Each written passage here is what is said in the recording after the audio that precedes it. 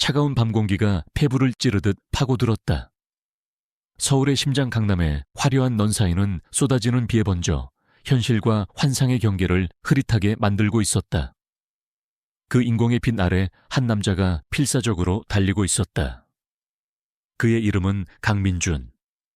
며칠 전까지만 해도 대한민국 경제의 한 축을 움직이는 거대 투자그룹의 회장이었지만 지금은 그저 목숨을 부지하기 위해 어둠 속을 헤매는 한 마리 사냥감에 불과했다.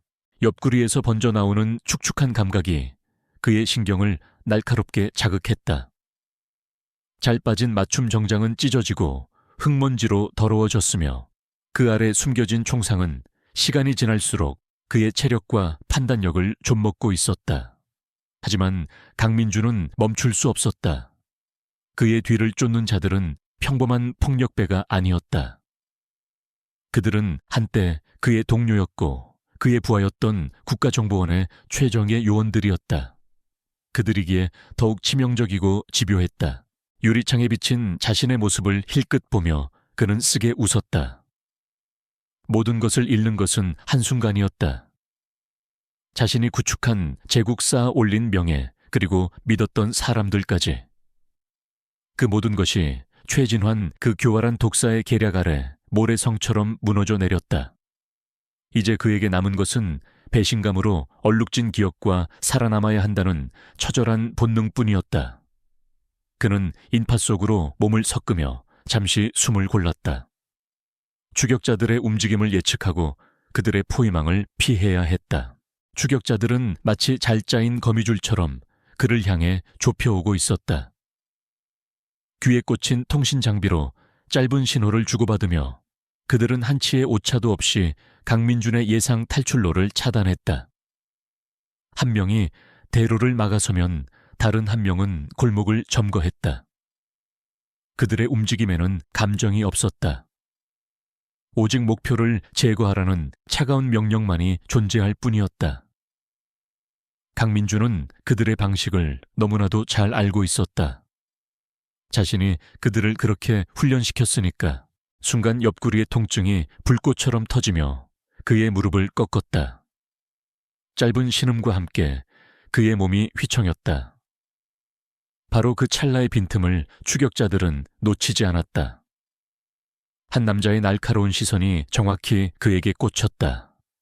찾았다. 남자의 입모양을 읽은 강민준의 심장이 차갑게 가라앉았다.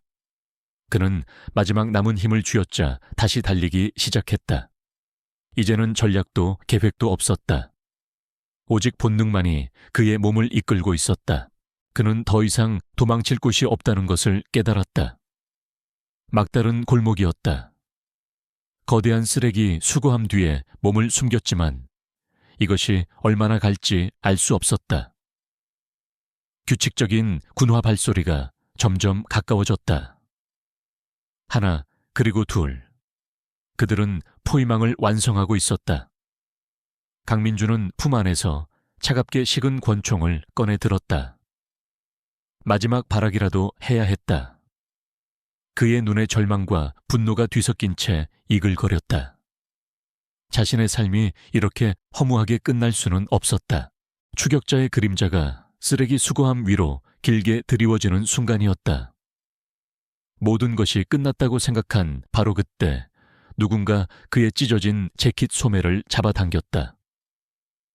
반사적으로 총구를 돌린 그의 눈에 들어온 것은 위협적인 적이 아니었다. 때 묻은 얼굴, 깡마른 몸, 그리고 나이를 가늠할 수 없는 깊은 눈을 가진 작은 아이였다. 아이는 자신의 입술에 작은 손가락을 가져다 대며 속삭였다. 쉿, 조용히 해. 그 목소리는 빗소리와 도시의 소음에 섞여 간신히 들릴 만큼 작았지만 강민준의 귀에는 천둥처럼 울렸다. 그가 무어라 반응하기도 전에 아이는 놀라울 정도의 힘으로 그를 끌어당겼다. 그가 미처 인지하지 못했던 건물과 건물 사이의 좁은 틈. 성인 남성 하나가 겨우 비집고 들어갈 수 있는 완벽한 어둠으로 가려진 공간이었다. 아이는 익숙하다는 듯 그를 그 안으로 밀어넣고 자신도 쏙 들어왔다. 두 사람의 숨소리만이 좁은 공간을 채웠다. 바깥에서는 추격자들의 목소리가 들려왔다. 분명 이쪽으로 들어왔는데. 샅샅이 뒤져. 쥐새끼 한 마리도 놓치지 마. 그들의 목소리와 발소리가 바로 벽 하나를 사이에 두고 울렸다. 강민주는 숨을 죽였다. 옆구리의 상처에서 피가 흐르는 감각이 생생했지만 그는 미동도 할 수 없었다. 지금 그의 목숨은 이 이름 모를 작은 아이의 손에 달려 있었다. 시간이 영겁처럼 흘렀다. 추격자들은 막다른 골목을 샅샅이 뒤졌지만 벽 사이의 작은 틈까지는 미처 생각하지 못한 듯했다. 그들은 욕설을 내뱉으며 다른 곳을 수색하기 위해 멀어져 갔다.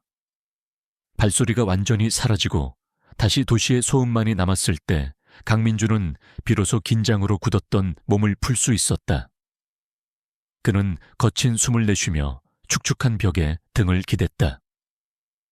아드레날린이 사라지자 극심한 고통과 피로가 파도처럼 몰려왔다. 그는 어둠 속에서 자신을 구해준 아이를 바라보았다. 희미한 불빛에 드러난 아이의 실루엣은 믿을 수 없을 정도로 작았다. 그 작은 몸, 어디에서 그런 용기와 판단력이 나왔는지 짐작할 수 없었다. 너는 누구냐? 그의 목소리는 갈라져 있었다. 감사를 표해야 할지, 경계를 해야 할지 판단이 서지 않았다. 이 아이는 왜 자신을 도운 것일까? 우연일까? 아니면 이 아이 역시 최진환의 또 다른 함정일까? 아이는 대답 대신 그를 빤히 쳐다보았다. 어둠에 익숙해진 강민준의 눈에 아이의 눈동자가 보였다. 그 안에는 두려움이나 동정심 같은 감정이 없었다. 대신 상황을 정확히 파악하고 있는 듯한 냉정한 관찰자의 시선이 담겨 있었다. 마치 상처 입은 짐승을 평가하는 듯한 그 눈빛에 강민주는 자신도 모르게 마른 침을 삼켰다. 수많은 거물과 권력자들을 상대해왔지만 이런 눈빛은 처음이었다. 아이는 잠시 후 작은 품속에서 무언가를 주섬주섬 꺼냈다. 딱딱하게 굳은 빵 조각과 더러운 천 쪼가리였다. 아이는 그것을 강민준에게 말없이 내밀었다. 그 순간 강민준은 자신이 얼마나 비참한 처지에 놓여 있는지 절실히 깨달았다. 대한민국을 호령하던 거대 그룹의 회장이 길거리 아이의 동량에 목숨을 의지하고 있었다. 권력과 부의 정점에서 가장 밑바닥으로 추락한 그의 현실이 눈앞에 펼쳐졌다. 그는 아이가 내민 것을 받아들었다.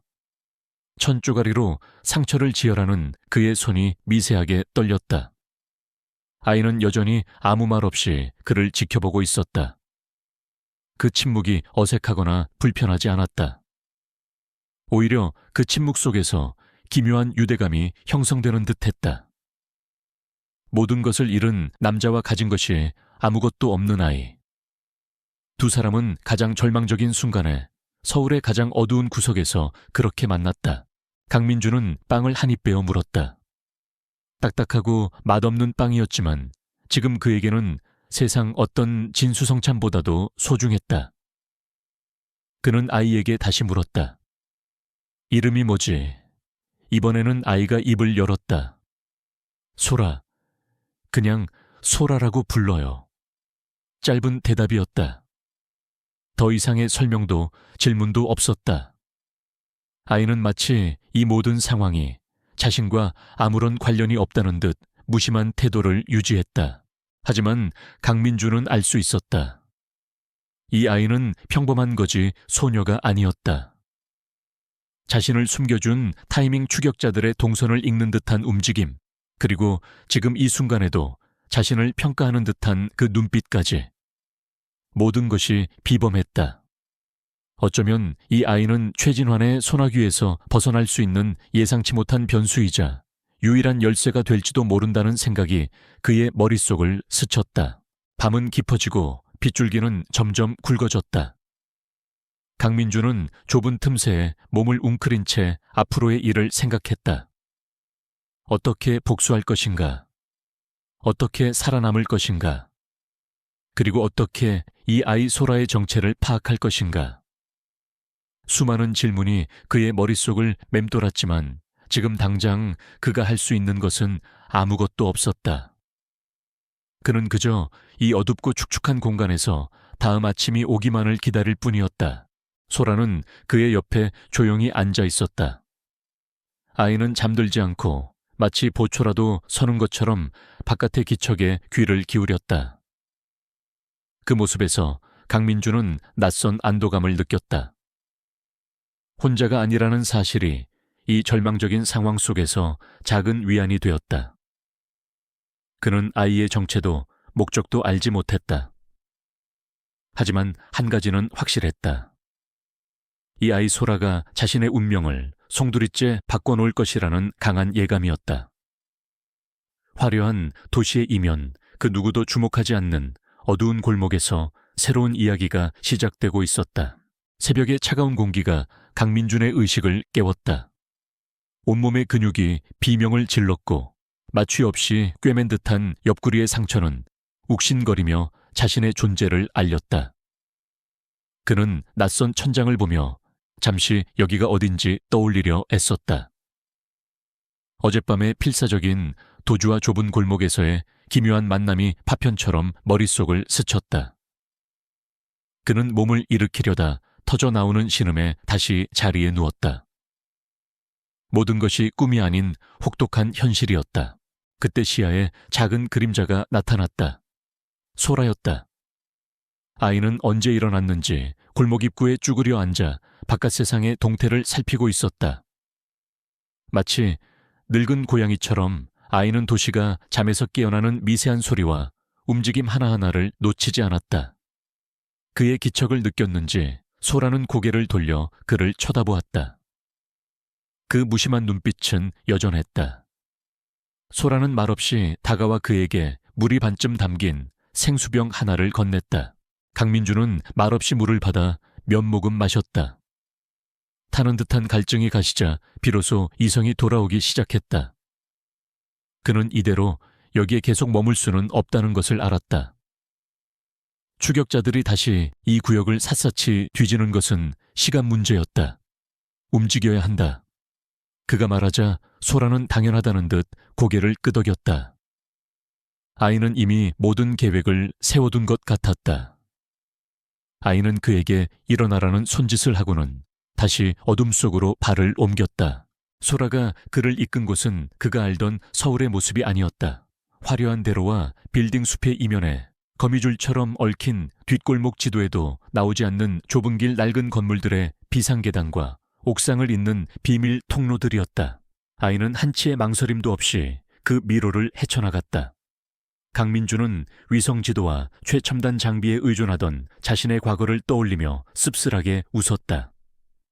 이 아이에게는 도시 전체가 손바닥 아니었다. 한참을 걸어 도착한 곳은 폐쇄된 지하철역의 일부처럼 보이는 공간이었다. 차가운 공기와 곰팡이 냄새가 코를 찔렀지만 바깥 세상과는 완벽하게 단절된 안전한 장소였다. 그리고 그곳에는 소라뿐만이 아니었다.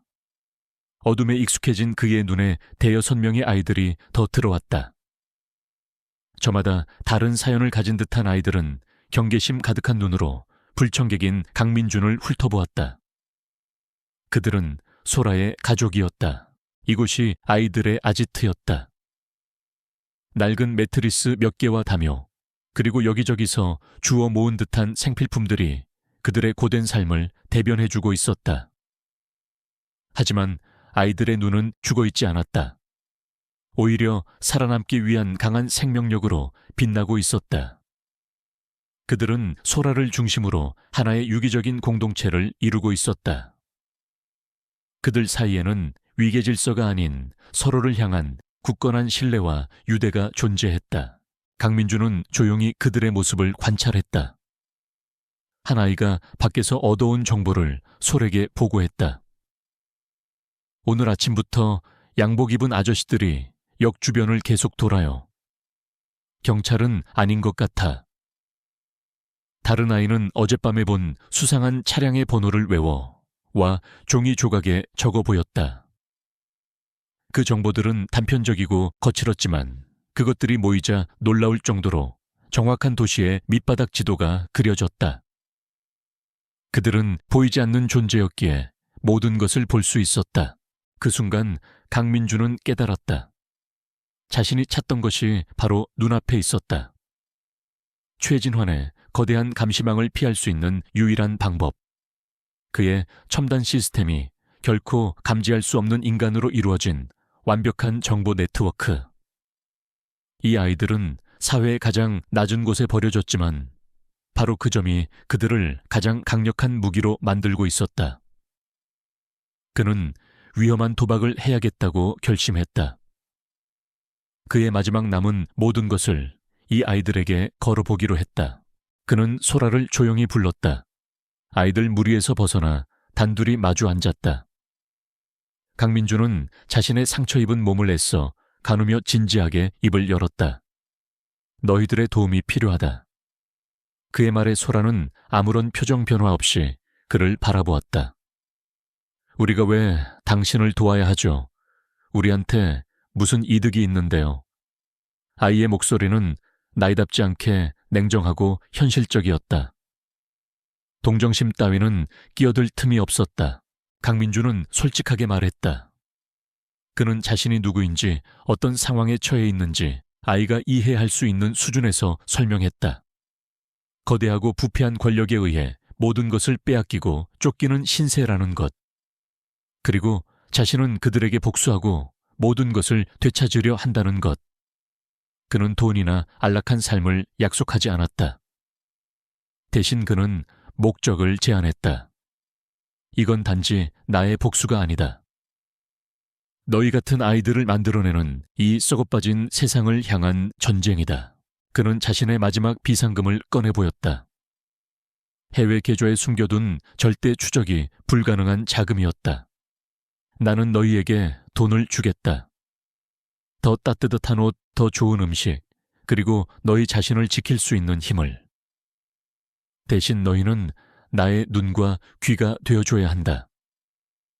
이 도시의 모든 정보를 내게 가져와라. 아무도 주목하지 않는 작은 속삭임까지도. 그의 제안은 아이들의 눈을 흔들리게 만들었다. 생존을 넘어선 새로운 가능성이었다. 소라는 한참 동안 말이 없었다. 아이는 그의 눈을 뚫어지게 쳐다보며 진심을 가늠하는 듯했다. 이 남자를 믿어도 될까? 또다시 어른들의 싸움에 이용당하고 버려지는 것은 아닐까? 수많은 불신과 의심이 아이의 머릿속을 스쳐 지나갔다. 하지만 강민준의 눈에서 소라는 자신들과 같은 종류의 분노와 결의를 보았다. 모든 것을 잃은 자만이 가질 수 있는 처절한 눈빛이었다. 마침내 소라가 결심한 듯 입을 열었다. 좋아요. 하지만 조건이 있어요.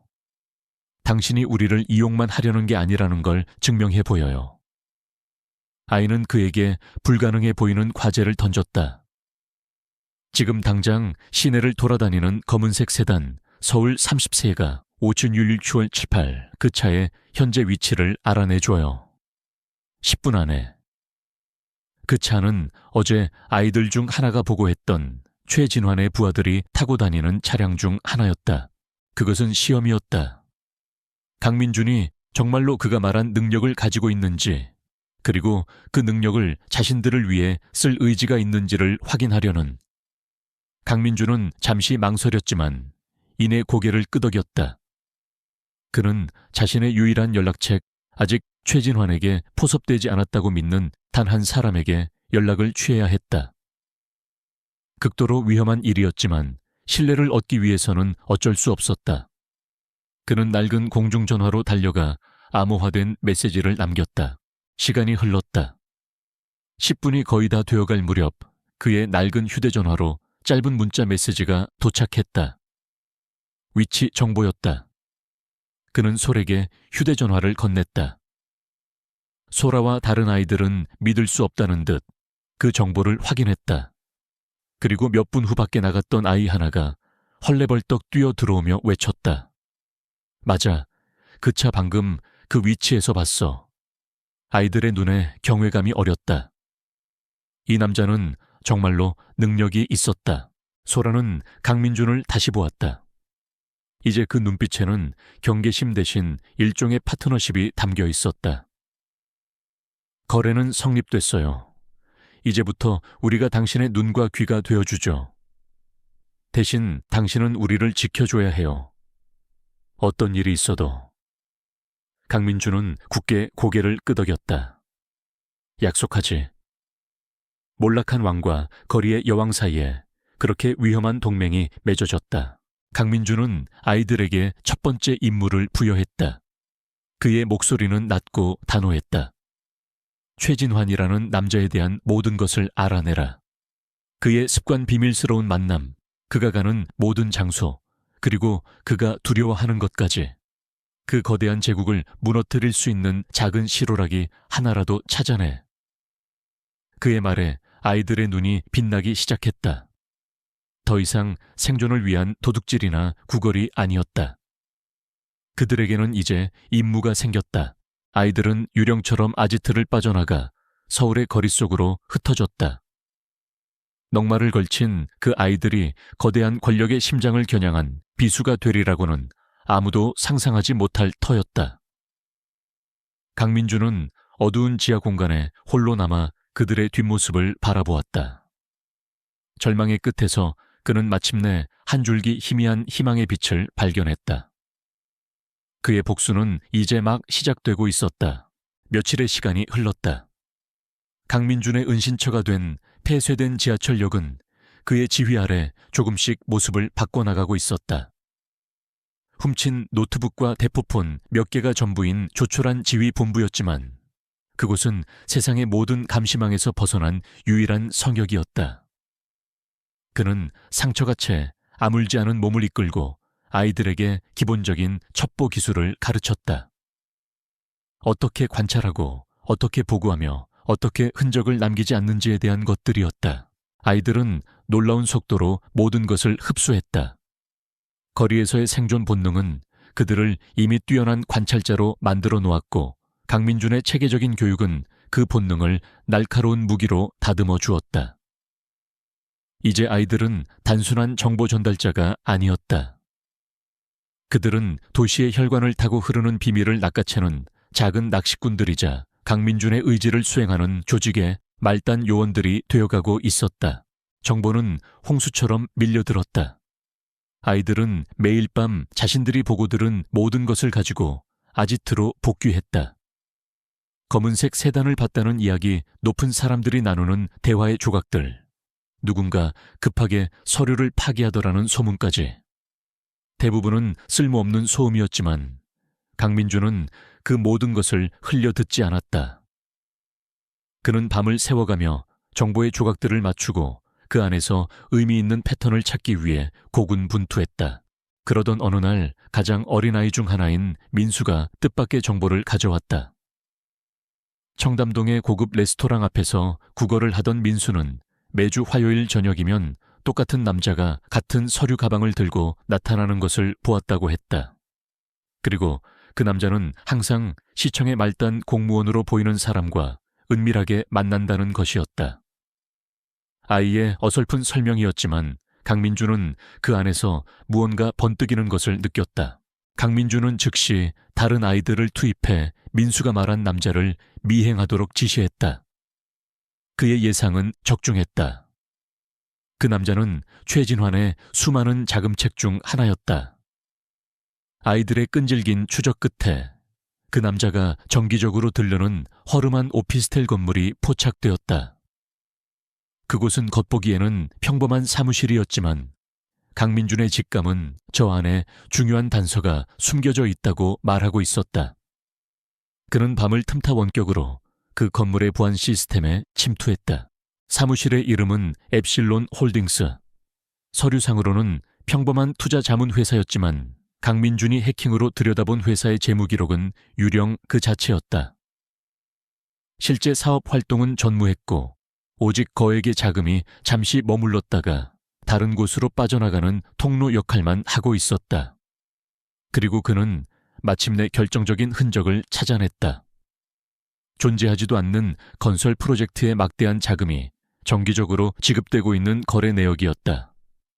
완벽한 자금 세탁의 증거였다. 강민주는 차가운 미소를 지었다. 드디어 최진환의 거대한 제국을 향한 첫 번째 균열을 찾아낸 것이다. 이 거래 내역을 파고들면 그의 자금줄을 찾아낼 수 있고 더 나아가 그와 결탁한 권력자들의 명단까지 확보할 수 있을 터였다. 복수의 서막이 오르는 순간이었다. 그는 아이들을 불러 모아 이 성과를 조용히 칭찬했다. 아이들의 얼굴에 처음으로 자부심과 기쁨이 떠올랐다. 그들은 더 이상 쓸모없는 존재가 아니었다. 같은 시각 국가정보원의 최상층에 위치한 최진환의 사무실은 냉기로 가득 차 있었다. 그는 강민준이 연기처럼 사라져버린 사실에 극도의 분노와 불안감을 느끼고 있었다. 그의 모든 정보망과 인력을 동원했지만 강민준의 흔적은 어디에서도 찾을 수 없었다. 마치 서울이라는 도시가 그를 통째로 삼켜버린 것만 같았다. 최진환은 강민준의 능력을 잘 알았다. 그가 마음먹고 숨어버린다면 찾는 것은 불가능에 가까웠다. 최진환은 초조해졌다. 강민준이 살아있다는 것 자체가 그에게는 시한폭탄과도 같았다. 언젠가 그가 자신의 목에 칼을 겨누고 나타날 것이라는 공포가 그의 목을 조여왔다. 그는 전략을 바꾸기로 결심했다. 쥐를 잡을 수 없다면 쥐가 스스로 굴 밖으로 나오게 만들어야 했다.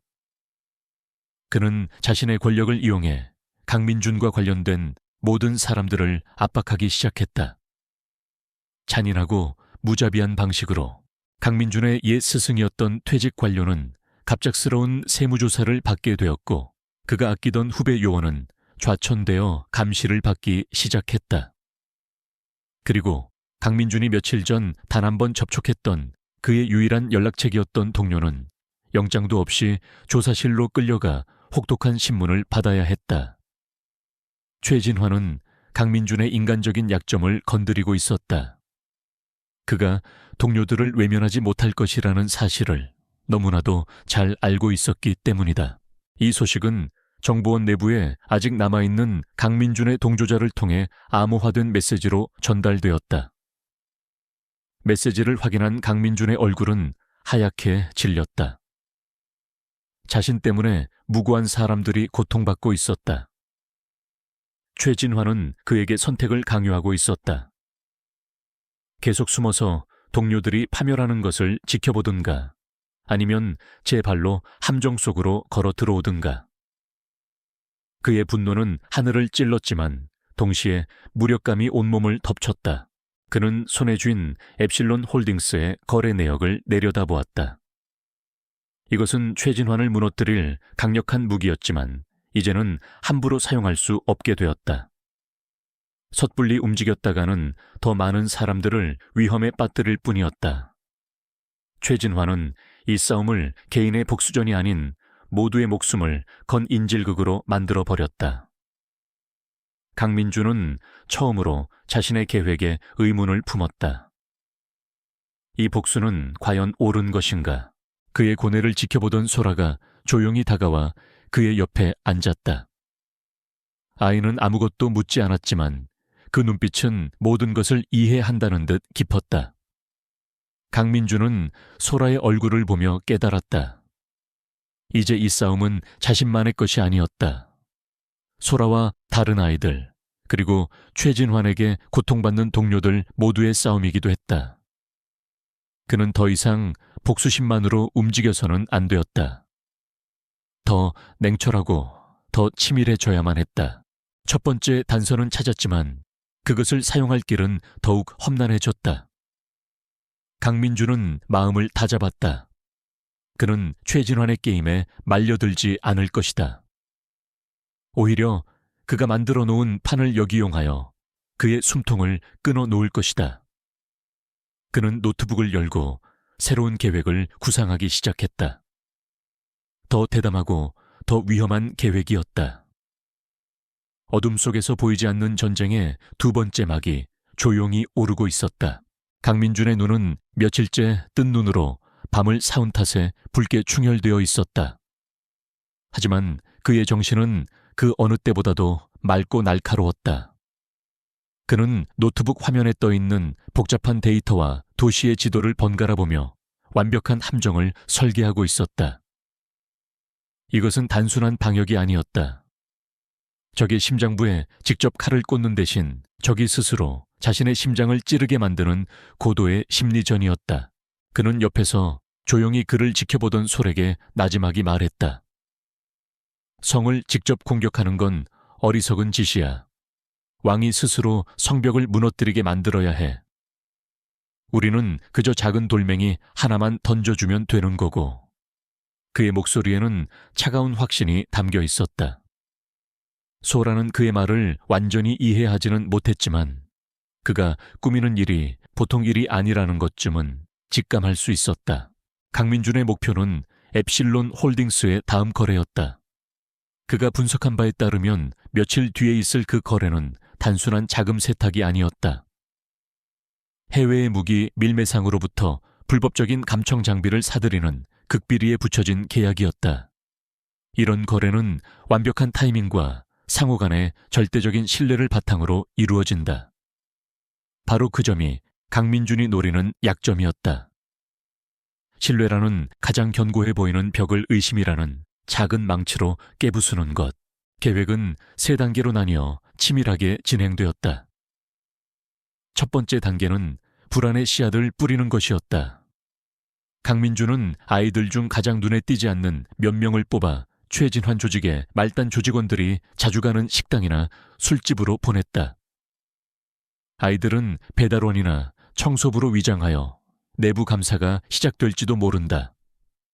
혹은 윗선에서 누가 배신했다는 소문이 있다는 식의 거짓 정보를 흘렸다. 소문은 빠르게 퍼져나가 조직의 최하층부터 미세한 균열을 만들어냈다. 두 번째 단계는 정보의 조작이었다. 강민준은 자신의 모든 해킹 실력을 동원하여 무기 밀매상의 이메일 서버에 침투했다. 그는 거래 책임자에게 보내는 메일의 내용을 교묘하게 바꾸었다. 거래의 최종 확인을 위한 연락 시간과 장소를 원래 계획에서 아주 약간 고작 30분과 2블록 떨어진 곳으로 변경한 것이다. 이것은 사소한 보안상의 예방 조치처럼 보이도록 위장되어 누구도 의심하지 못할 만큼 자연스러웠다. 마지막 3번째 단계는 혼란의 연출이었다. 강민준은 또 다른 아이를 시켜 공중전화에서 익명으로 경찰서에 신고하게 했다. 원래 거래 장소에서 조직폭력배들의 싸움이 있을 것 같다는 식의 중요도가 떨어지는 신고였다. 그의 목적은 최진환의 조직을 일망타진하는 것이 아니었다. 거래 현장에 경찰이 잠시 나타나 소란을 피우는 것. 그것만으로도 충분했다. 의심의 씨앗에 물을 주는 역할이었다. 작전 당일 지하 아지트에는 숨막히는 긴장감이 흘렀다. 아이들은 각자의 위치에서 맡은 역할을 빈틈없이 수행했다. 강민준은 여러 개의 모니터를 동시에 주시하며 실시간으로 상황을 통제했다. 그의 손가락은 키보드 위에서 춤을 추었고 그의 눈은 한치의 오차도 용납하지 않겠다는 듯 날카롭게 빛났다. 과연 최진환의 부하가 조작된 이메일에 속아 넘어갈 것인가? 경찰은 익명의 신고에 제대로 반응할 것인가?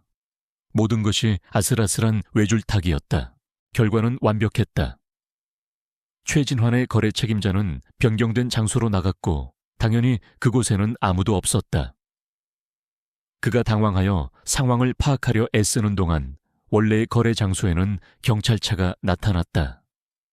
경찰들은 잠시 주변을 탐문하다 별일 없다고 판단하고 돌아갔지만 그 짧은 순간은 무기 밀매상을 겁먹게 하기에 충분했다. 약속 장소에 나타나지 않은 거래 책임자, 그리고 때마침 나타난 경찰. 밀매상은 함정이라고 판단하고 즉시 거래를 파기한 채 종적을 감췄다. 최진환은 자신의 사무실에서 거래가 실패했다는 보고를 받았다. 금전적인 손실은 크지 않았다.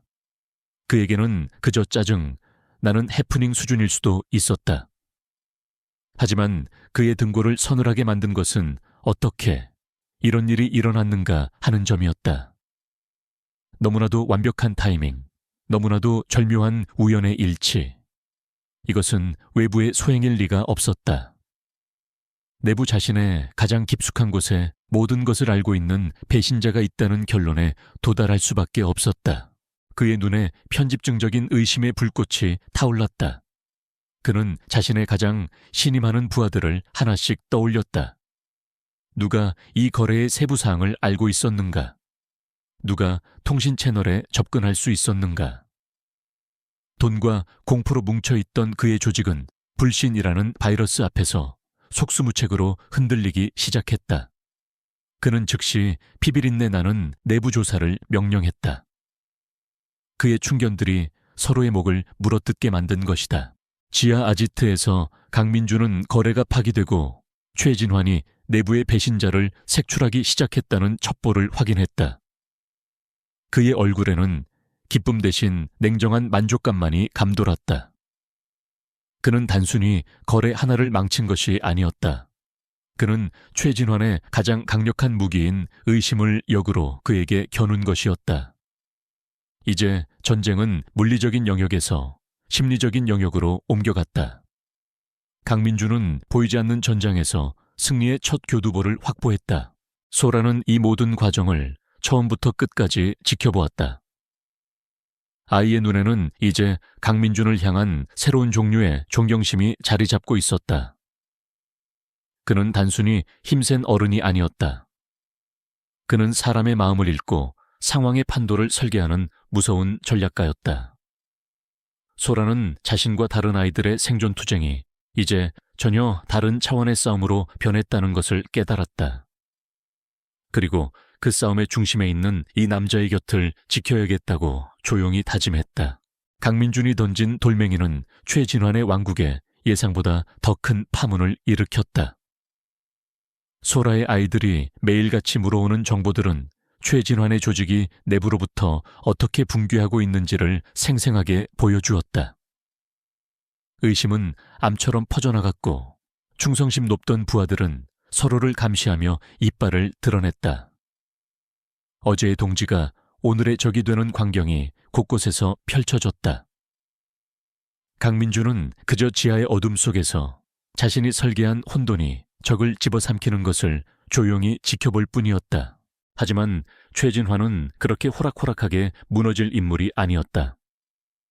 피비린내 나는 내부 숙청 작업이 별다른 성과 없이 끝나자 그는 극도의 분노 속에서 냉정을 되찾았다. 그는 처음부터 무언가 잘못되었다는 것을 깨달았다. 내부 배신자의 소행이라고 보기에는 그 수법이 너무나도 정교하고 대담했다. 마치 자신의 모든 것을 꿰뚫어 보고 있는 듯한 움직임. 이런 스타일의 공작은 그가 아는 한 오직 단 한 사람만이 구사할 수 있었다. 강민준. 최진환은 자신의 집무실에서 나지막이 그 이름을 읊조렸다. 죽었어야 할 남자가 유령처럼 되살아나 자신의 목을 겨누고 있다는 섬뜩한 상상이 그의 온몸을 훑고 지나갔다. 그는 생각을 바꿨다. 더 이상 내부의 쥐를 찾는데 시간을 낭비하지 않기로 했다. 이제부터는 외부의 유령을 사냥할 시간이었다. 그는 자신의 휘하에 있는 최고의 분석팀을 소집해 지난 몇 주간 서울에서 일어난 모든 사소한 이상, 징후들을 샅샅이 훑으라고 명령했다. 결국 그들은 희미한 흔적을 찾아냈다. 강민준이 소라의 신뢰를 얻기 위해 단 한 번 사용했던 암호화된 통신 기록. 그것만으로는 그의 위치를 특정할 수 없었지만 최진환에게는 그것만으로도 충분했다. 강민준이 살아있다는 것, 그리고 외부와 소통할 수 있는 연락책이 있다는 명백한 증거였다. 그는 통신 기록의 수신자를 확인하고는 잔인한 미소를 지었다. 유령을 잡을 완벽한 미끼를 찾아낸 것이다. 그녀의 이름은 한서연. 국가정보원 대테러팀 소속의 유능한 요원이었다. 그녀는 과거 강민준이 가장 아끼던 후배이자 누구보다 신뢰했던 파트너였다. 두 사람의 관계는 늘 공적이었지만 그 이면에는 말로 표현할 수 없는 깊은 유대와 존중이 존재했다. 최진화는 바로 그 점을 파고들었다. 그는 한서연을 단순 체포하지 않았다. 대신 그녀가 강민준의 공범이자 내부의 배신자라는 조작된 증거를 만들어 그녀에게 반역죄의 누명을 씌웠다. 한서연은 속수무책으로 당했다. 조직 내에서 고립되고 모든 명예를 박탈당한 채 그녀는 국정원이 관리하는 안전가옥에 가택 연금되었다. 최진환의 목적은 명확했다. 그녀를 완벽한 미끼로 만들어 강민준이 스스로 어둠 속에서 걸어 나오게 만드는 것이었다. 그는 강민준의 성격을 잘 알았다. 그는 결코 자신의 때문에 무고한 동료가 희생되는 것을 보고만 있을 남자가 아니었다. 한서연의 체포 소식은 강민준에게 끔찍한 충격으로 다가왔다. 정보원 내부에 남아있던 동조자가 목숨을 걸고 보내온 짧은 메시지. 한서연 요원이 잡혔다. 자네를 노린 함정이다. 메시지를 확인하는 순간 강민준의 세상이 무너지는 듯했다. 늘 유지하던 냉철함과 전략적인 사고는 산산조각 났고 그의 안에서 뜨거운 분노와 죄책감이 치밀어 올랐다. 그의 싸움이 결국 그녀를 위험에 빠뜨린 것이다. 그의 머릿속에 한서연과 함께했던 과거의 기억들이 주마등처럼 스쳐 지나갔다. 빗발치는 총알 속에서 서로의 등을 맡겼던 순간들 밤을 세워가며 사건의 실마리를 풀어나가던 기억들. 그녀의 맑은 눈과 강직한 신념을 떠올릴수록 그의 심장은 갈기갈기 찢어지는 듯했다. 그는 자신의 복수심이 얼마나 이기적인 것이었는지, 그리고 그 대가가 얼마나 참혹한지를 뼈저리게 깨달았다. 강민준은 인생 최악의 딜레마에 빠졌다. 이성적으로는 이것이 명백한 함정이라는 것을 알고 있었다. 최진화는 그가 한서연을 구하러 오기만을 기다리며 모든 준비를 마쳤을 것이다. 지금 움직이는 것은 자살 행위나 다름없었다. 아이들과 함께 구축한 이 비밀스러운 조항의 기반마저 송두리째 파괴될 수 있었다. 가장 합리적인 선택은 그녀를 외면하고 계획을 계속 진행하는 것이었다. 하지만 그의 마음은 이성적인 판단을 거부했다. 한서연을 그 지옥 속에 내버려 둔 채 자신만 안전하게 숨어 복수를 이어나간다는 것을 상상할 수 없었다. 그것은 승리가 아니라 비겁한 자기기만일 뿐이었다. 그는 차라리 함정 속으로 뛰어들어 그녀와 함께 죽는 길을 택할지언정 그녀를 희생양으로 삼아 구차한 복수를 이어가고 싶지는 않았다. 그의 모든 신념과 원칙이 뿌리부터 흔들리고 있었다. 그의 이런 내적 갈등을 소라는 말없이 지켜보고 있었다. 아이는 처음으로 강민준의 흔들리는 모습을 보았다. 그는 더 이상 모든 것을 꿰뚫어 보는 듯한 무적의 사령관이 아니었다. 고통과 번뇌에 휩싸인 한 명의 나약한 인간일 뿐이었다. 소라는 조용히 다가가 그에게 물었다. 그 여자는 누구예요? 아이의 순수한 질문이 그의 아픈 곳을 예리하게 찔렀다. 소라는 이성적으로 상황을 판단하고 있었다. 그녀를 구하는 것은 모두를 위험에 빠뜨리는 어리석은 짓이었다. 강민준은 대답하지 못했다. 그는 한서연이 감금된 안전가옥의 설계도와 경비병력 배치도를 모니터에 띄워놓고 있었다. 그의 머릿속 한편에서는 불가능에 가까운 구출 작전을 시뮬레이션하고 있었고, 다른 한편에서는 그래서는 안 된다고 비명을 지르고 있었다. 최진환의 수는 잔인할 정도로 영리했다. 그는 요원 강민준을 잡기 위한 함정을 판 것이 아니었다. 인간 강민준을 잡기 위한 덫을 놓은 것이다. 과거의 유령이 돌아와 그의 발목을 붙잡고 있었다. 그는 이제 선택해야만 했다. 자신의 복수와 더 큰 대의를 위해 동료의 희생을 감수할 것인가, 아니면 모든 것을 걸고 자신의 인간성을 지키기 위해 불길 속으로 뛰어들 것인가. 정답 없는 질문 앞에서 그는 깊은 고뇌의 어둠 속으로 잠겨 들어갔다. 그의 결정에 자신뿐만 아니라 많은 사람들의 운명이 달려 있었다. 깊은 고뇌의 밤이 지나고 강민주는 마침내 결정을 내렸다. 그의 눈에는 더 이상 망설임이나 혼란이 없었다. 대신 강철 같은 의지와 얼음 같은 냉철함이 자리 잡고 있었다. 그는 한서연을 포기하지 않을 것이다. 하지만 최진환이 파놓은 함정 속으로 어리석게 뛰어들지도 않을 것이다. 그는 제3의 길을 선택했다. 정면 대결이 아닌 적의 눈을 멀게 하고 귀를 막는 교란 작전. 보이지 않는 전장에서 벌이는 고도의 심리전이었다. 그의 첫 번째 목표는 감금된 한서연과 접촉하는 것이었다. 그녀가 갇힌 안전가옥은 외부와의 모든 통신이 차단된 완벽한 감옥이었다. 하지만 강민주는 국정원의 시스템을 속속들이 알고 있었다. 그는 그런 종류의 시설에 비치된 비상용 암호 통신 장비의 존재를 기억해냈다. 감시와 통제가 용이하다는 이유로 구식 모델을 그대로 사용하고 있다는 약점까지도. 그는 그 작은 틈을 파고들기로 했다. 그것은 거의 불가능에 가까운 작업이었다. 수십 개의 프록시 서버를 거치고 여러 나라의 위성망을 넘나드는 복잡한 사이버 공격이었다. 그의 손가락은 키보드 위를 맹렬하게 오갔다. 단 한 번의 실수로도 그의 위치가 발각될 수 있는 위험천만한 도박이었다. 몇 시간의 사투 끝에 그는 마침내 안전가옥의 내부 통신망에 아주 짧은 순간 동안 접속하는 데 성공했다. 그는 그 찰나의 순간에 단 하나의 암호화된 신호를 보냈다. 그것은 단순한 문장이 아니었다. 오래전 두 사람이 신입 요원 시절에 함께 수행했던 첫 임무와 관련된 숫자들의 조합이었다. 최진환의 감시팀에게는 의미 없는 시스템 오류 코드처럼 보일 터였다. 하지만 한서연에게는 그 어떤 약속보다도 분명한 구원의 메시지였다. 나 강민준이 살아있다. 그리고 너를 구하러 갈 것이다. 그 신호는 절망의 어둠 속에 갇힌 그녀에게 한 줄기 빛이 되어주기에 충분했다. 최진환의 감시팀은 실제로 그 이상 신호를 포착했다. 하지만 그들은 그것을 노후된 장비에 사소한 오류로 보고하고 넘어갔다. 오직 최진환만이 그 보고서에서 미세한 위화감을 느꼈다.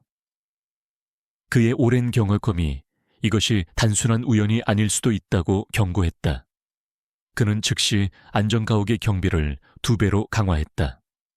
그의 입가에 희미한 미소가 걸렸다. 드디어 물고기가 미끼를 물기 시작했다는 신호일지도 몰랐다. 바로 그것이 강민준이 노린 바였다. 최진환의 모든 신경을 안전가옥에 집중시키는 것. 이제 그는 본격적인 교란 작전에 돌입했다. 그는 소라의 아이들을 서울 전역에 풀어놓았다. 아이들은 도시 곳곳에 강민준의 유령을 출몰시켰다. 어떤 아이는 항구 근처에서 그와 비슷한 인상착의의 남자를 봤다고 경찰에 제보했고, 또 다른 아이는 금융가의 한 빌딩 쓰레기통에 그의 지문이 묻은 것처럼 위조된 커피캔을 버려두었다. 최진환의 조직은 혼란에 빠졌다.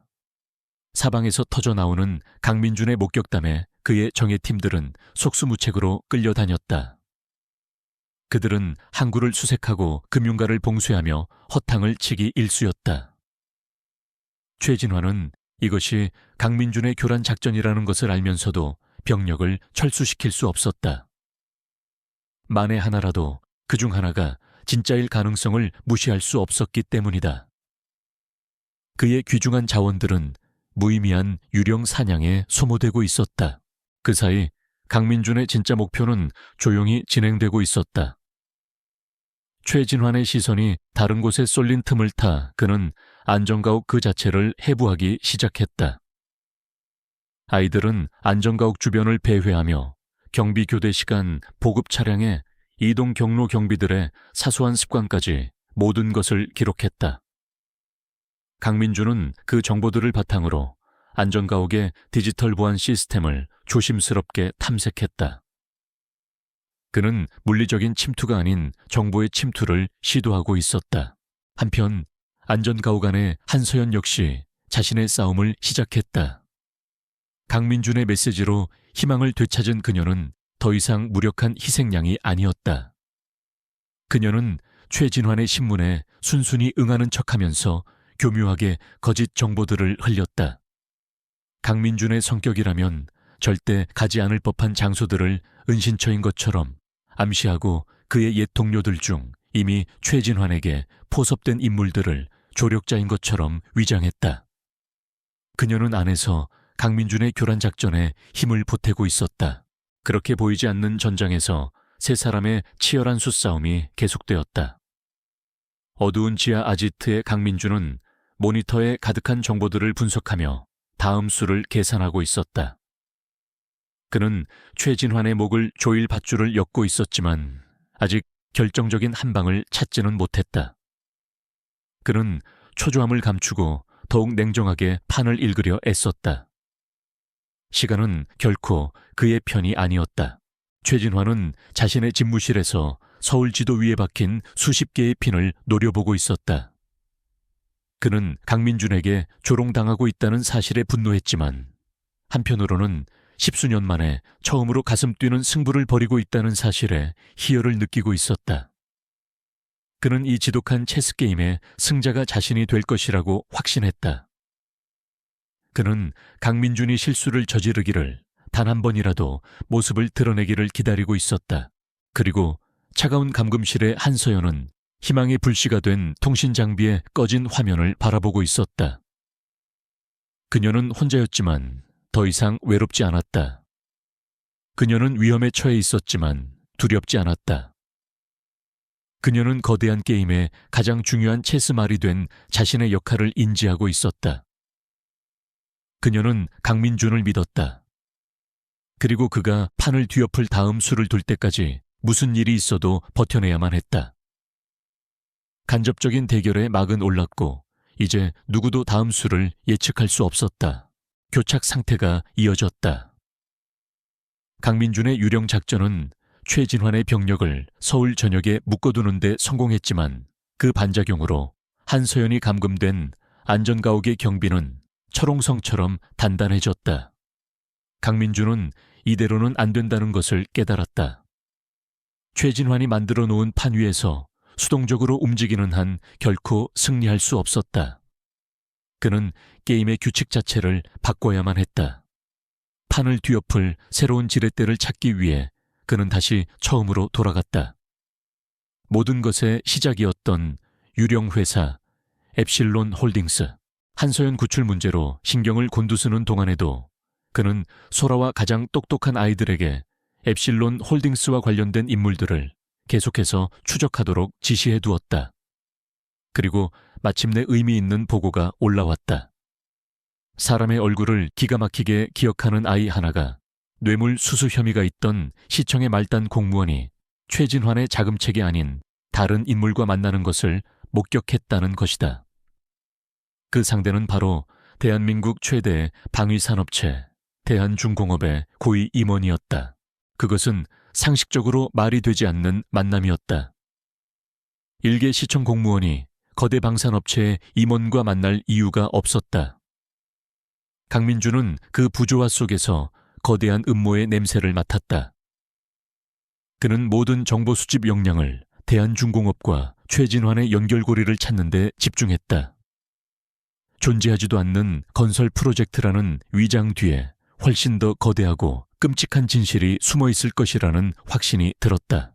며칠간의 밤샘 추적 끝에 그는 마침내 퍼즐의 조각을 맞출 수 있었다. 그는 엡실론 홀딩스가 대한중공업에 지급한 자금 내역과 대한중공업이 정부로부터 수주한 국방 프로젝트에 공개된 예산 기록을 교차 분석했다. 그리고 거기서 소름 끼치는 일치점을 발견했다. 최진환이 세탁하고 있던 검은 돈은 그의 비자금이 아니었다. 그것은 차세대 국가방위 시스템 구축을 위해 책정된 신성한 국방 예산이었다. 경악스러운 진실이 그의 눈앞에 펼쳐졌다. 최진환은 단순히 돈을 훔치고 있는 것이 아니었다. 그는 국방 프로젝트의 핵심 부품들을 값싼 중국산 불량품으로 바꿔치기 하고 그 차액을 자신의 주머니로 빼돌리고 있었다. 이것은 단순한 부패가 아니었다. 국가의 안보를 적에게 팔아넘기는 명백한 이적행위 반역이었다. 강민주는 온몸에 소름이 돋는 것을 느꼈다. 이제 이 싸움은 개인의 복수를 넘어선 차원의 문제가 되었다. 그는 이 모든 것을 증명할 결정적인 증거를 찾아야만 했다. 거래기록 부품 사양서, 그리고 최진환과 대한중공업 사이의 모든 통신기록. 그런 민감한 자료들은 결코 일반적인 사무실에 보관되어 있지 않을 터였다. 외부와 완벽히 차단된 일명 에어갭 서버에 숨겨져 있을 것이 분명했다. 문제는 최진환처럼 의심 많고 치밀한 자가 과연 어디에 그런 중요한 서버를 숨겨두었을까 하는 점이었다. 해답은 가장 예상치 못한 곳에서 나왔다. 바로 소라였다. 아이들은 최진환 핵심 측근들의 동선을 몇 주에 걸쳐 파악하고 있었다. 소라는 그 보고서들 속에서 한 가지 이상한 점을 발견했다.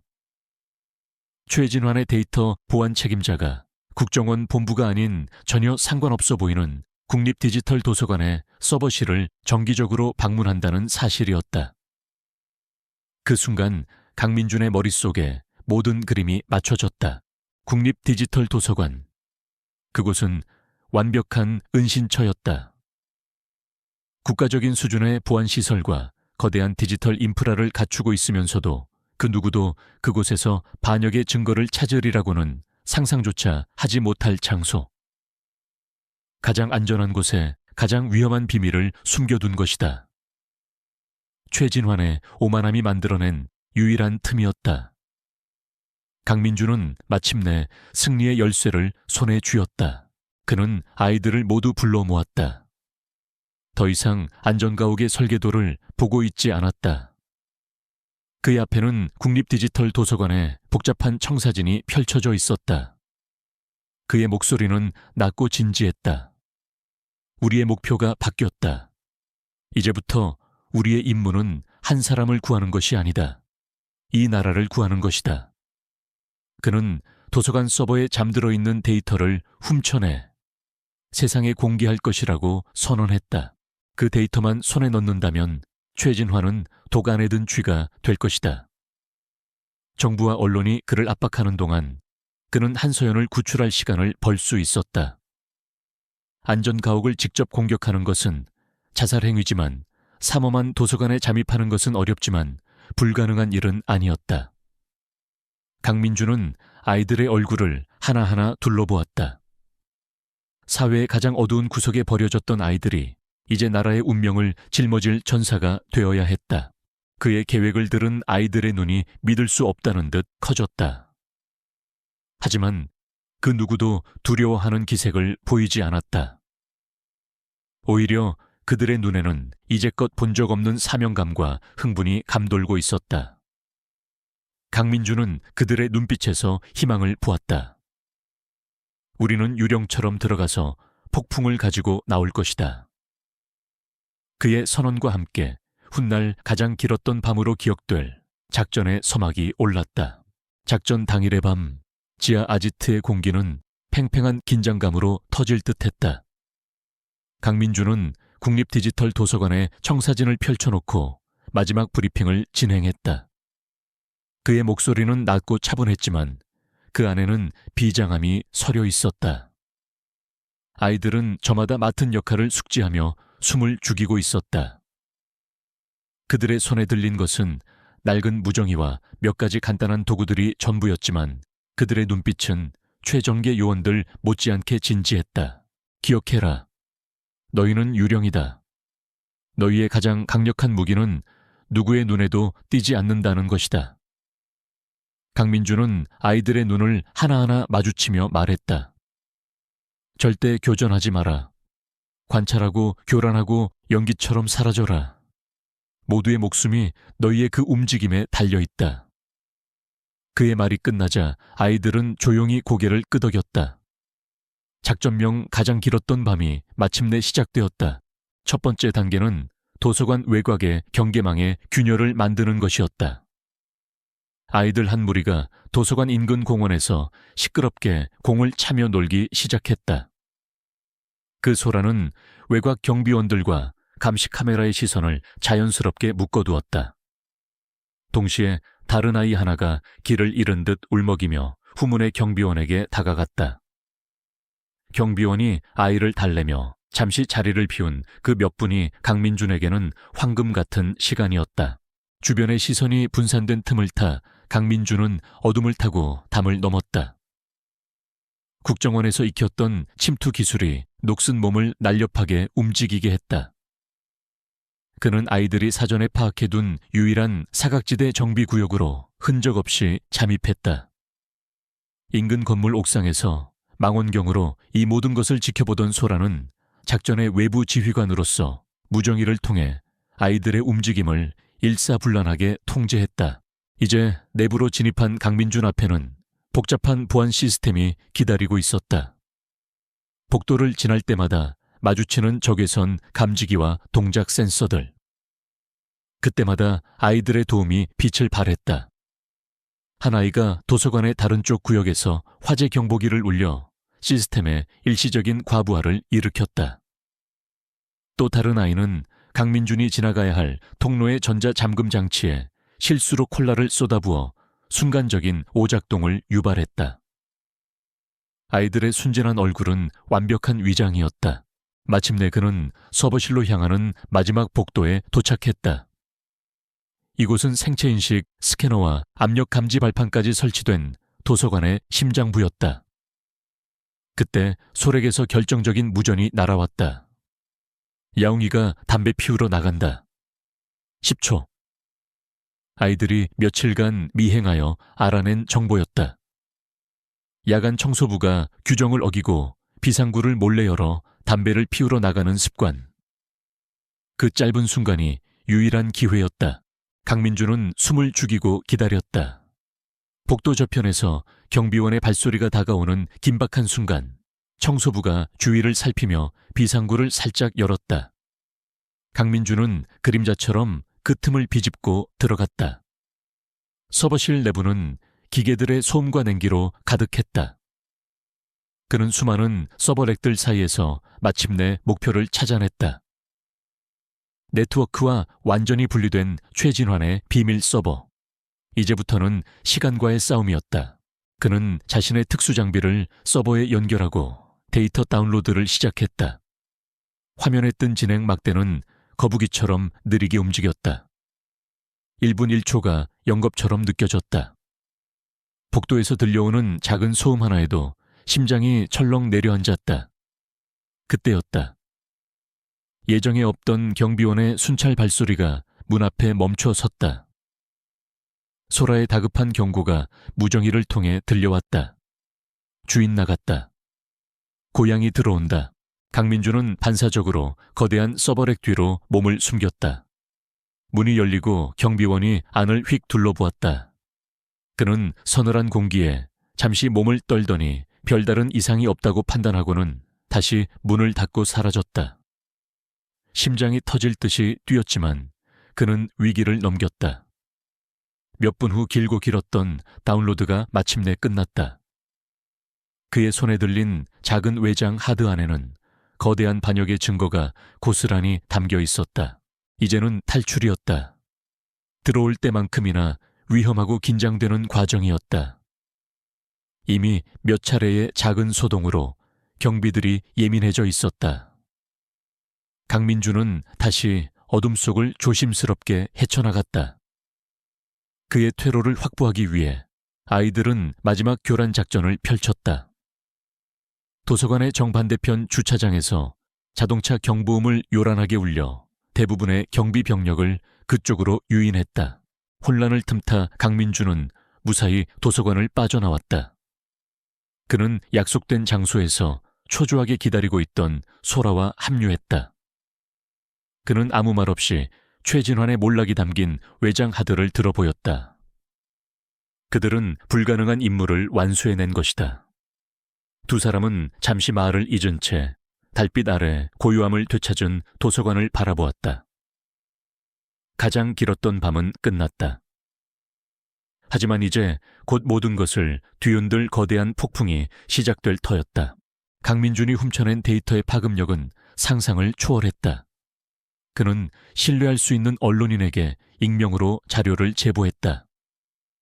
다음 날 아침 대한민국은 발칵 뒤집혔다. 국가 안보를 뒤흔든 방산비리, 그 중심에 국정원 고위 간부가라는 헤드라인이 모든 뉴스의 한 면을 장식했다. 최진환의 이름과 대한중공업의 로고가 전국에 방송되었고 국민들의 분노는 들끓었다. 최진환의 제국은 모래성처럼 무너져 내렸다. 대통령은 직접 대국민 담화를 발표하며 철저한 조사를 약속했고 국회에서는 특별위원회가 소집되었다. 그와 결탁했던 정치인들과 기업가들은 꼬리 자르기에 급급했고 검찰은 그의 사무실과 자택을 압수수색하며 숨통을 조여왔다. 그의 충견들은 뿔뿔이 흩어졌고 이제 그의 곁에는 아무도 남지 않았다. 그는 하루아침에 대한민국의 공공의 적이 되었다. 강민준은 지하 아지트에서 이 모든 상황을 지켜보고 있었다. 복수는 성공했다. 하지만 그의 얼굴에는 기쁨이나 안도감 대신 짙은 그림자가 드리워져 있었다. 그는 최진환이라는 인물을 너무나도 잘 알았다. 그는 결코 이대로 순순히 무너질 위인이 아니었다. 궁지에 몰린 쥐는 고양이를 무는 법이다. 그는 분명 마지막 발악을 할 것이고 그 칼날은 가장 약한 곳을 향할 터였다.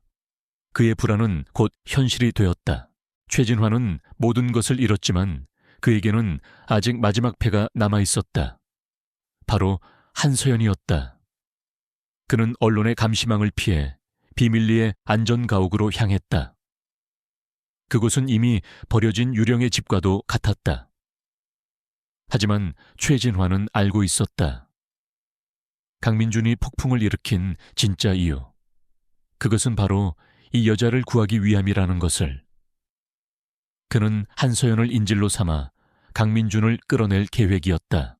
그때 소라의 아이들 중 하나로부터 다급한 보고가 들어왔다. 안전가옥 주변을 감시하던 아이가 최진환이 홀로 그곳으로 들어가는 것을 목격한 것이다. 강민준의 심장이 차갑게 내려앉았다. 올 것이 오고야 만 것이다. 그는 더 이상 숨어 있을 수 없었다. 이것은 더 이상 전략이나 심리전이 아니었다. 모든 것을 건 마지막 정면 대결이었다. 그는 아이들에게 마지막 명령을 내렸다. 지금 즉시 모두 흩어져라. 그리고 다시는 이곳으로 돌아오지 마라. 이것은 이제 나 혼자만의 싸움이다. 아이들은 눈물을 글썽이며 그의 곁을 떠나지 않으려 했다. 하지만 소라는 단호했다. 아저씨의 명령이야. 우리는 이제 우리 스스로를 지켜야 해. 소라는 아이들을 이끌고 어둠 속으로 사라졌다. 떠나기 전 소라는 강민준에게 작은 무정이 하나를 쥐어주며 말했다. 살아서 돌아와요. 꼭.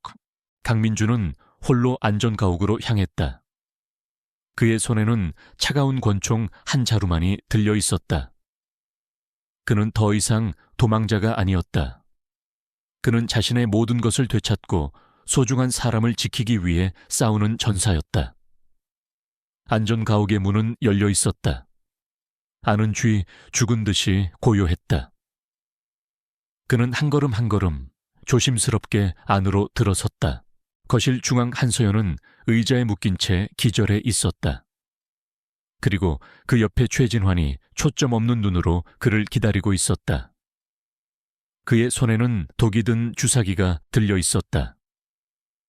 왓군 강민준, 네가 올 줄 알았다.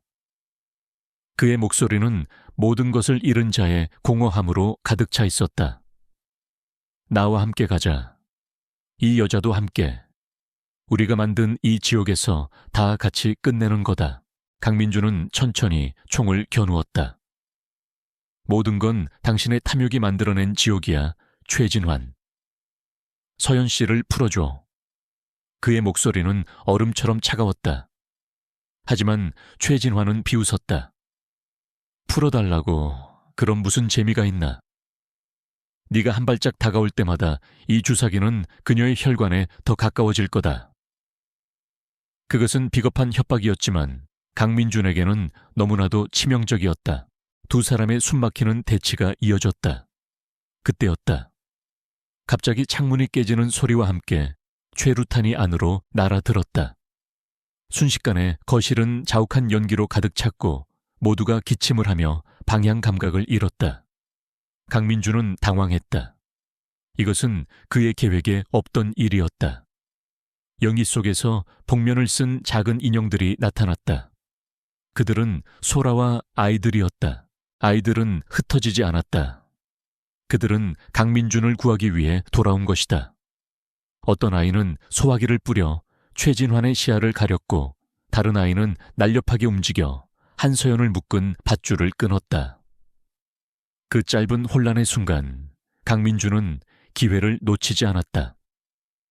그는 번개처럼 최진환에게 달려들어 그의 손에 들린 주사기를 쳐냈다. 두 남자의 처절한 육탄전이 시작되었다. 모든 것을 잃은 자와 모든 것을 지키려는 자의 싸움이었다.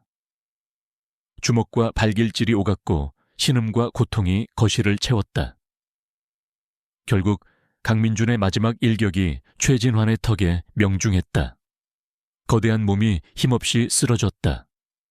길고 길었던 악연이 끝나는 순간이었다.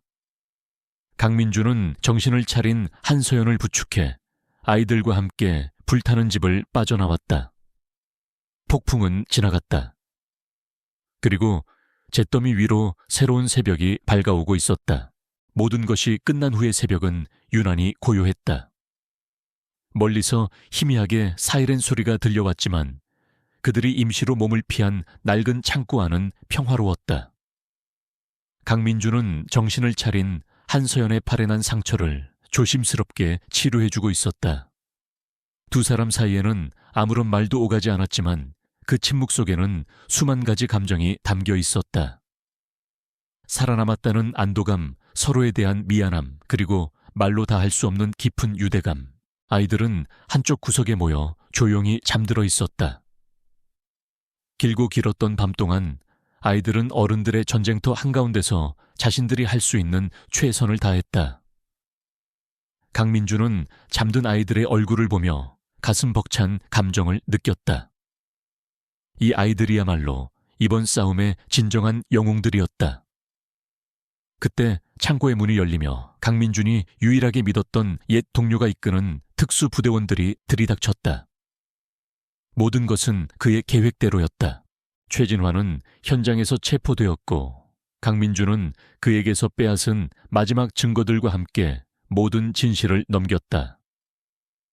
그가 제공한 데이터는 부패한 권력의 핵심을 파고드는 예리한 칼날이 되었다.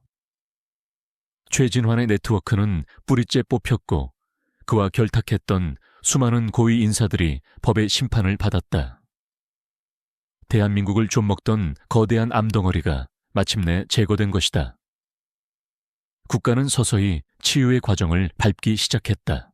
한서연은 모든 누명을 벗고 영웅으로 복귀했다. 그녀는 무너진 조직을 재건하는 중책을 맡아달라는 제안을 받았다. 그녀는 떠나기 전 강민준을 찾아왔다. 그녀는 그에게 조직으로 돌아와 예전의 자리를 되찾으라고 말했다. 당신이 있어야 할 곳은 여기가 아니에요. 모두가 당신을 기다리고 있어요. 그녀의 눈빛은 간절했다. 하지만 강민준은 조용히 고개를 저었다. 나의 전쟁은 끝났어, 서연아. 이제는 너와 같은 사람들이 새로운 세상을 만들어 가야지. 그는 담담하게 웃어 보였다. 두 사람은 서로가 가야 할 길이 다르다는 것을 알고 있었다. 그들은 마지막 악수를 나누고 서로의 미래를 축복하며 헤어졌다. 그들의 관계는 과거의 추억 속에 아름답게 남겨졌다. 강민준 역시 모든 혐의를 벗고 완벽하게 명예를 회복했다. 그가 원한다면 언제든 화려한 회장님의 자리로 돌아갈 수 있었다. 하지만 그는 돌아가지 않았다. 몇 달 후 강민준은 자신의 회사 지분을 대부분 처분하고 그 돈으로 낡은 건물을 하나 사들여 개조했다. 그곳은 더 이상 어둡고 축축한 지하 아지트가 아니었다. 햇살이 가득 들어오는 교실과 따뜻한 잠자리, 그리고 맛있는 음식이 있는 아이들을 위한 새로운 집이었다. 그는 보이지 않는 네트워크라는 이름으로 정식 재단을 설립했다. 그곳은 단순한 보호시설이 아니었다. 아이들의 재능을 키우고 세상의 편견에 맞서 싸울 힘을 길러주는 특별한 학교였다. 강민주는 아이들에게 글과 숫자를 가르치는 것뿐만 아니라 자신이 아는 모든 것을 가르쳤다. 세상을 읽는 법, 정보를 분석하는 법, 그리고 무엇보다 자기 자신을 지키는 법까지. 그는 아이들이 가진 투명인간으로서의 능력을 세상을 이롭게 하는 방향으로 이끌어주고 싶었다. 그의 삶은 완전히 바뀌었다. 그는 더 이상 수조 원을 굴리는 냉철한 사업가가 아니었다.